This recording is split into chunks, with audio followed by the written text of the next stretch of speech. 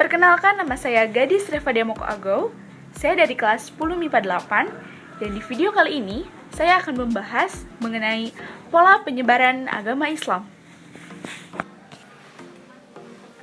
Di video kali ini, saya telah memilih pertanyaan bagian A, yaitu mengenai pola penyebaran agama Islam dalam aspek perdagangan beserta contohnya. Tapi sebelum kepada pembahasan mengenai soal tersebut, mari kita simak dulu penjelasan mengenai penyebaran agama Islam itu sendiri. Oke, baik. Mari kita mulai dari pembahasan atau penjelasan mengenai penyebaran agama Islam itu sendiri. Islam adalah agama mayoritas di Indonesia. Terdapat 88% pemeluk Islam dari seluruh penduduk yang ada di Indonesia. Agama Islam diperkirakan masuk atau datang ke Indonesia pada abad ke-7.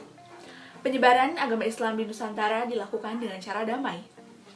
Agama Islam sebagai agama mayoritas di Indonesia disebarkan dengan berbagai metode. Bagaimanakah pola penyebaran agama Islam di Nusantara dan bagaimanakah dampak penyebaran Islam di masyarakat? Untuk pembahasan selanjutnya, mari kita simak video berikut ini. Perkembangan agama Islam menjadi salah satu kekuatan politik di Nusantara.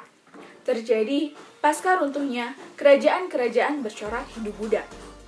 Banyak teori yang mencoba menjelaskan proses penyebaran agama Islam masuk ke Indonesia, hingga berkembang menjadi agama mayoritas penduduk Indonesia saat ini.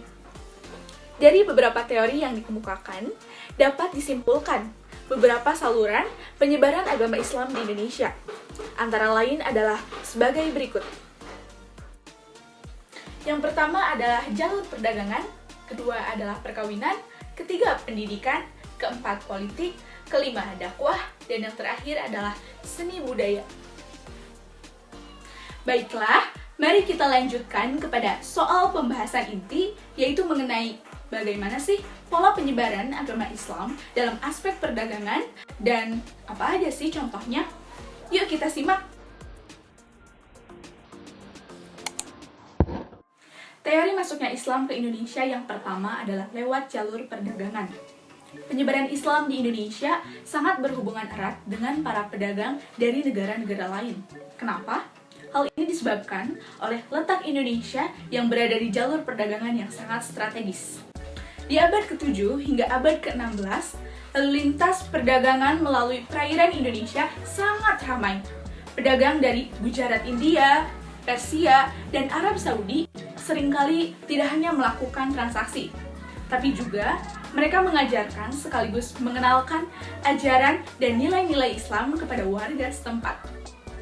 Mereka dapat dikenal dengan mudah karena mereka adalah seorang pedagang yang dapat bergaul dengan berbagai kalangan. Nah, berdasarkan penjelasan yang telah saya paparkan tadi, sekarang kita, terutama saya, jadi lebih tahu kan bagaimana sih pola penyebaran agama Islam dalam aspek perdagangan. Oleh karena itu, kali ini saya akan memberikan beberapa contohnya.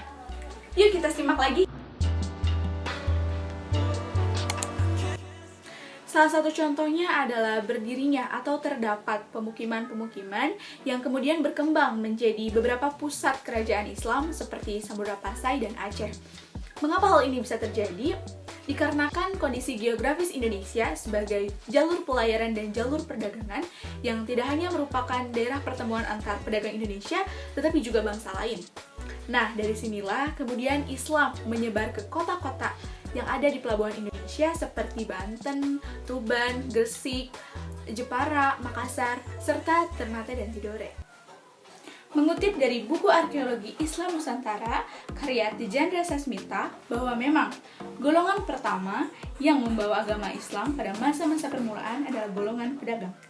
Oleh sebab itu, seiring berjalannya waktu, maka semakin banyak pula pedagang-pedagang muslim yang datang terus ke Indonesia dan membawa pengaruh agama Islam yang besar di Indonesia. Karena itu, pedagang merupakan metode penyebaran Islam yang paling terlihat, sekaligus saluran pertama penyebaran Islam di Indonesia. Terima kasih. Wassalamualaikum warahmatullahi wabarakatuh. Bye.